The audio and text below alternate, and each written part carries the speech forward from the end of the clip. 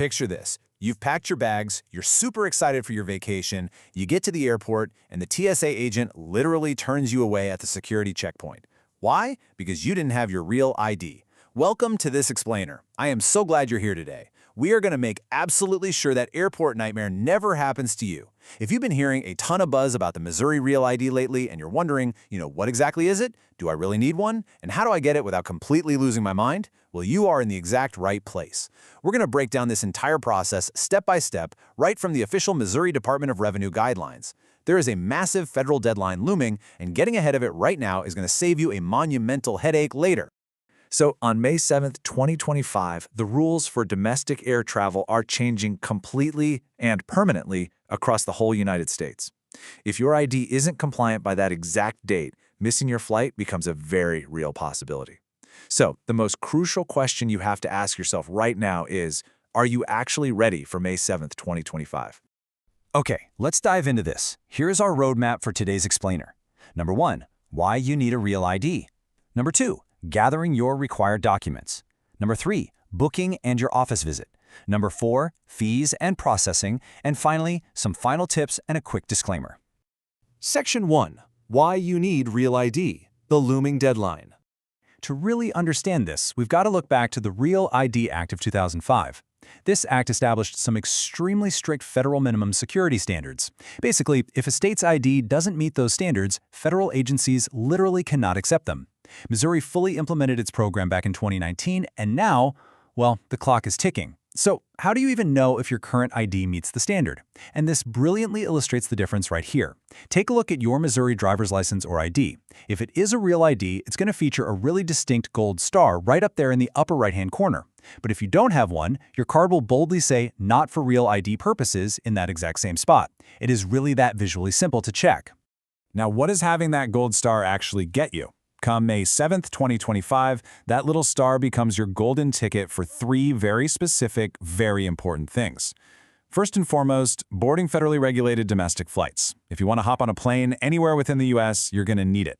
Second, it grants you access to federal facilities, so we're talking military bases and federal courthouses. And third, entering nuclear power plants. But I do want to be super clear about what a real ID is not required for, okay? You do not need a real ID to drive a car, to vote, to register to vote, or just to buy something that requires age verification. Your standard Missouri ID works perfectly fine for all those everyday tasks. Section 2. Gathering your required documents. Let the treasure hunt begin. Okay, listen up, because this is without a doubt the single most important part of this entire explainer. If you show up to the Missouri Department of Revenue missing even one of these precise documents, they are going to turn you away and you'll have to start the whole annoying process all over again. You need to satisfy what we like to call the big 4 categories. Those are proof of your identity, your lawful status in the U.S., your social security number, and your Missouri residency. And here's the catch. While you only need one document for each of those first 3 categories, you absolutely, unequivocally must provide 2 separate documents proving your Missouri residency. Let's look at how we satisfy those first 2 categories, identity and lawful status. Often, a single document can actually knock out both of these requirements at the same time.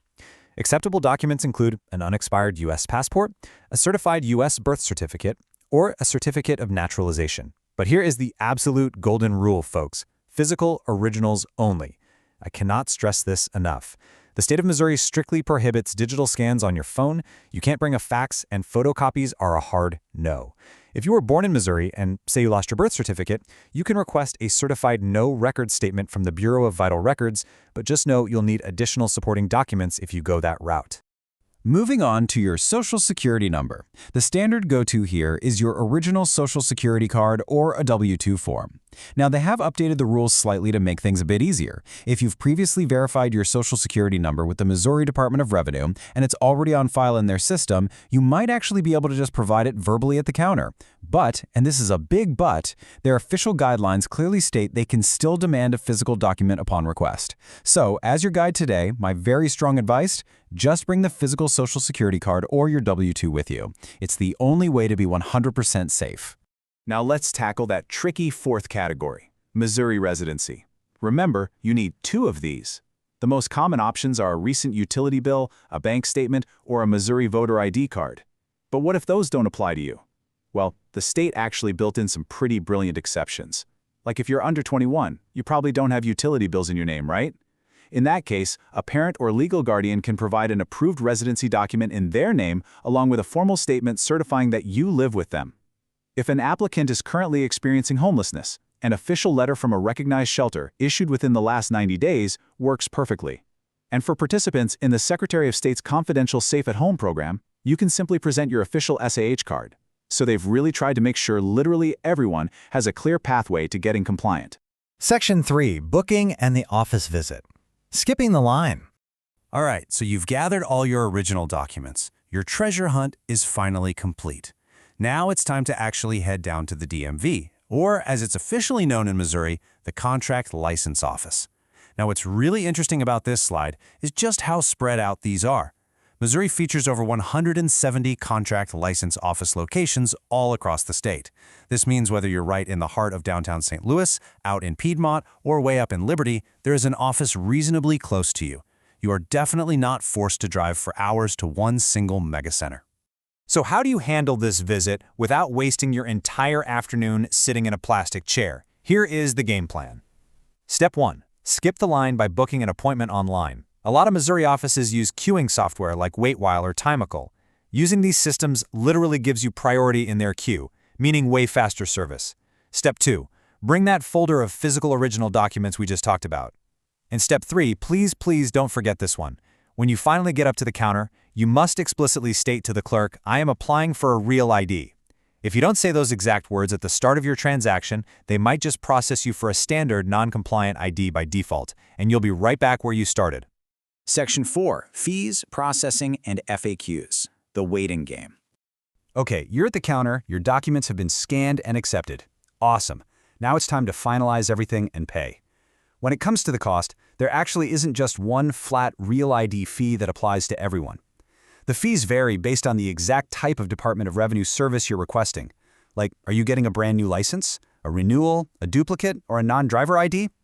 The issuance term is exactly the same as the standard ID, but to know the exact dollar amount you're going to owe, you really should view the license fee chart directly at dor.mo.gov before you arrive. Oh, and a quick FAQ side note here. If your current legal name is different from what's on your birth certificate, maybe due to a marriage or a divorce, you will absolutely need to bring those official linking documents, like a marriage certificate, to the counter as well. Once you pay that fee, here is the processing timeline so you know exactly what to expect. On day 1, right there in the office, the clerk will literally take your current old license and punch a hole straight through it, marking it void. You're going to leave the office with a temporary paper document.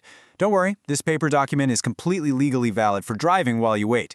Then, usually between days 7 and 10, your permanent, highly secure Gold Star Real ID will be manufactured at a central facility and mailed directly to your house via the U.S. Postal Service.